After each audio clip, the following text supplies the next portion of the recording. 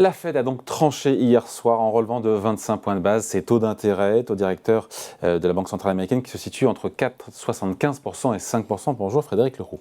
Bonjour David. Merci d'être là, membre du comité d'investissement stratégique de Carmignac. Cette décision, vous l'attendiez-vous? Tout le monde a hésité entre rien faire ou 25 points de base. Et comme ça se calmait sur les marchés pendant toute la semaine, on s'est tous dit, bon finalement elle fera 25 points de base. Vous aurez préféré quoi vous? Je pense que c'était le bon dosage et c'est effectivement ce vers quoi le marché commençait à tendre dans les heures qui précédaient l'événement. Donc je crois que c'est bien géré dans la foulée de ce qu'avait fait la Banque centrale européenne, dans une démarche peut-être un petit peu plus simple parce qu'il y a une crise financière beaucoup moins aiguë chez nous que là-bas.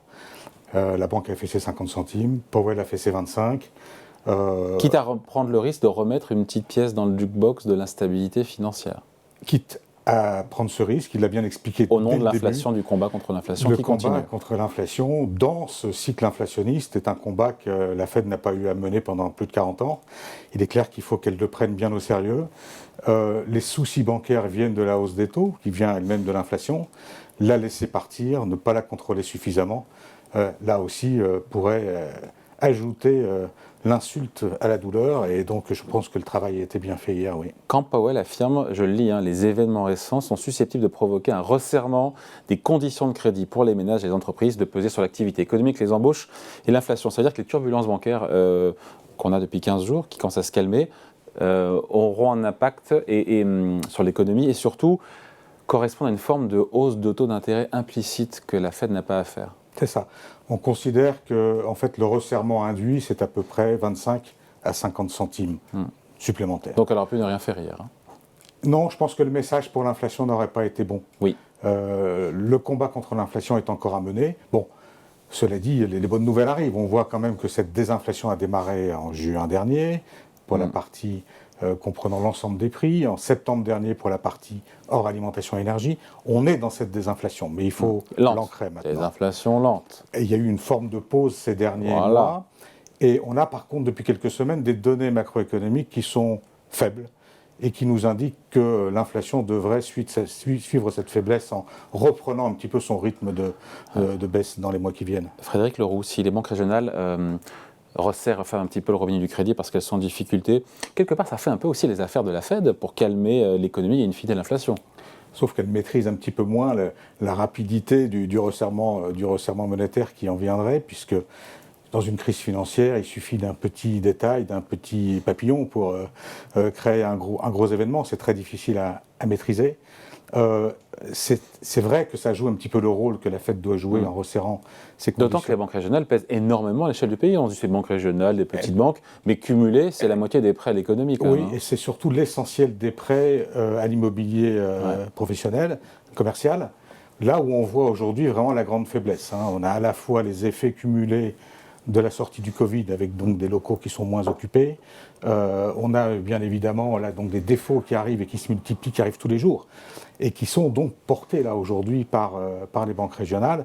Donc dire que M. Powell est content de la situation créée par les banques régionales et le resserrement qu'elles imposent elles-mêmes à l'économie, je ne pense pas que ce soit la bonne formulation. Ça crée un risque important, difficilement maîtrisable, et donc bien entendu, la Fed marche sur des œufs.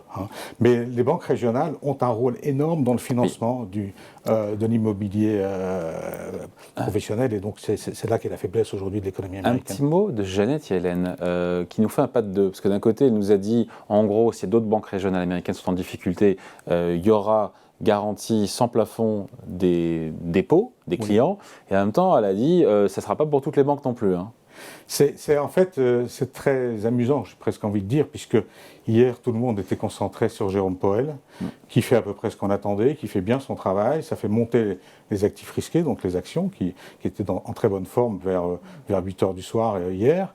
Et puis finalement, en même temps, quasiment, Janet Yellen s'exprimait en disant « Non, je ne veux pas étendre la garantie à tous les crédits, toutes les banques. À toutes les banques. » La garantie de tous les dépôts. Et là, c'est ce qui a un petit peu créé la mauvaise humeur du marché qui a mal terminé. L'essentiel, finalement, des informations venait peut-être de là. Je pense qu'ils ont aussi deux choses à gérer du côté du Trésor. C'est, d'un côté, peut-être mettre la pression sur le Congrès pour que le moment venu, la garantie intégrale des dépôts puisse être mise en œuvre. Et il y a de grandes chances qu'elles doivent passer par un vote au Congrès. Donc, je vous mets la pression sur vous. Rendez-vous compte que la situation est importante. Voilà. Donc, soyez prêts le moment venu, le cas échéant. Ça, c'est un point important. Et l'autre point, c'est qu'il ne faut pas créer dans ce contexte une situation de ce qu'on appelle de morale hasard, où voilà, faites toutes les bêtises que vous voulez, on arrive derrière et on sauve le tout. On sauve tout le monde. Je pense qu'il y a on sauve tout le monde, même ceux qui ont fauté. Voilà. Mais on est vraiment à la recherche d'un équilibre qui, en tout cas, je pense, hier a été bien trouvé entre les Pas de baisse de taux, nous dit Jérôme Powell cette année. C'était bien de le répéter? Je ne sais pas, parce que, en tout cas, ce n'est pas du tout ce que croit le marché. Quand on regarde les anticipations là, ce matin, donc après les événements. C'est pause au mois de mai. Oui, et ça baisse dès juin. Ça baisse après. Ça baisse dès juin. C'est pas ce que dit Jérôme Powell. Non, mais Jérôme Powell, il n'a pas toujours dit, il n'a pas toujours bien prévu les niveaux de l'inflation, donc les niveaux des taux. J'aime beaucoup dire que dans le passé, notamment dans la belle décennie des années 2010, la Fed faisait à peu près ce qu'elle voulait, il n'y avait pas d'inflation, donc elle décidait de monter ou baisser les taux en fonction de ce qu'elle voyait sur les marchés.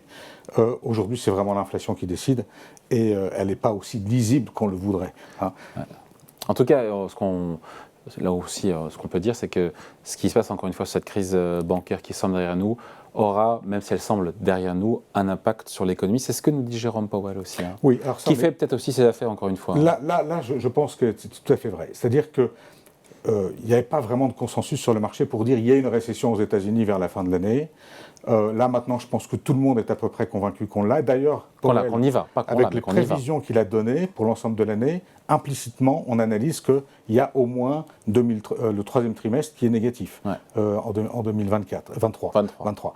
Et c'est important parce que les pressions inflationnistes demeurent fortes sur le marché du travail, notamment sur les loyers immobiliers, qui sont une composante importante de la mesure de l'inflation. Et on a donc besoin d'un vrai ralentissement économique pour se donner une vraie chance d'avoir cette inflation qui baisse sensiblement.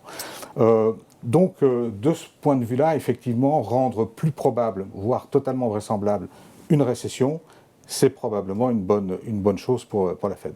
Oui, absolument. Allez, analyse signée Frédéric Leroux, donc membre du comité d'investissement stratégique de Carmignac. Merci à vous. Merci.